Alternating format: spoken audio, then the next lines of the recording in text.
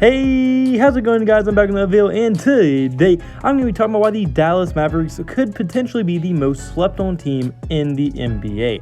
Now, y'all might be like, why are you talking about the Dallas Mavericks? They're playing the Clippers. They're going to get swept. They just lost game 1. Well, I think they're an extremely underrated team. I mean, if it wasn't for Kristaps Porzingis getting 2 completely BS technical fouls, they would have had a legitimate chance at winning that game yesterday, game 1, against the Clippers, and that would have been a great big win for them.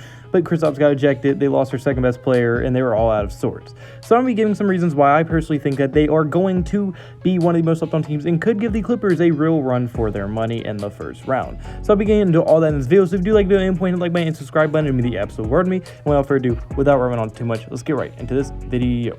Alright, so my first thing for this video is going to be their big two. Now, what I mean by their big two is that they have a pretty slept-on big two. Not like one half of it's not slept on, the other half is. Luka Doncic, obviously we know how good he is. Second-year player. He was already in MVP discussions earlier on in the season before the restart. The dude is playing like an absolute beast. He's just been going off even in the playoffs. Like the 2 games he's played so far, he's going absolutely ballistic. They just won game 2 in that series. So very, very fun series. He's playing very good. And Luka Doncic is looking like the future Larry Bird / Magic Johnson mix type of player. Like Luka has that much potential, and that's not even exaggerating. Like he legitimately could be better than Larry Bird one day. That is how good and how high a potential Luka Doncic actually has. And then the other half being Kristaps Porzingis, and I think a lot of people actually forgot how good Kristaps Porzingis is because he got injured, and since he's been traded from the Knicks, we haven't got to see him play.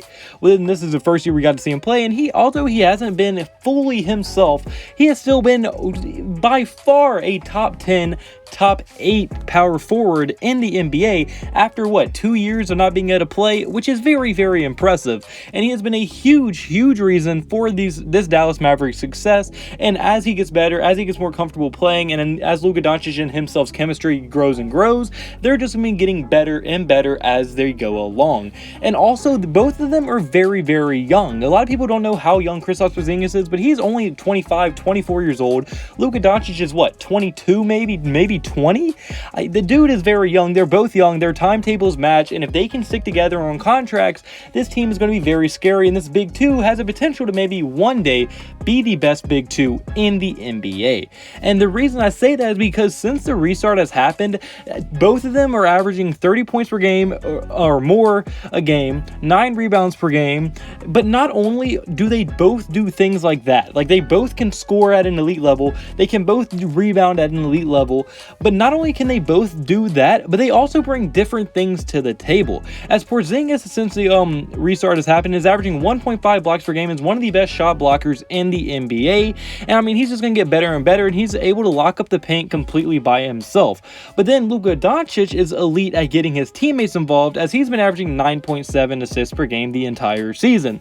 So I mean, not only are they elite in similar ways, but they're even able to like pick each other up in places that one might not be as good. Kristaps Porzingis, not as good with the ball in his hand and not as good as getting his teammates involved. Well, Luka Doncic got that under control. Luka Doncic is not one of the best defensive players, not one of the most, he can't really defend the paint very well. Well, Kristaps Porzingis is one of the best in the NBA at protecting the paint. So I mean, that is very, very impressive coming from them, and this big two looks like they could potentially, like I said earlier, be one of the best in the NBA in the very, very near future, obviously despite any injuries happening. Now, the other reason for this video is going to be their roster itself, because yes, they have Luka Doncic and Kristaps, but they need other players around them to be successful, and they have very, very good role players surrounding both of those guys.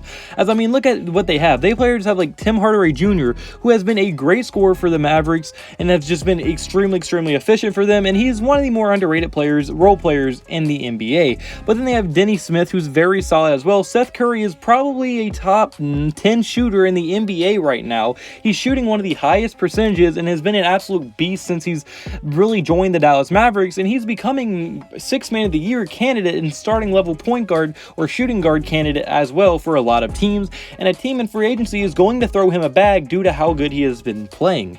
And then Trey Burke, he can score. Max Kleber is another big man, kind of like Porzingis.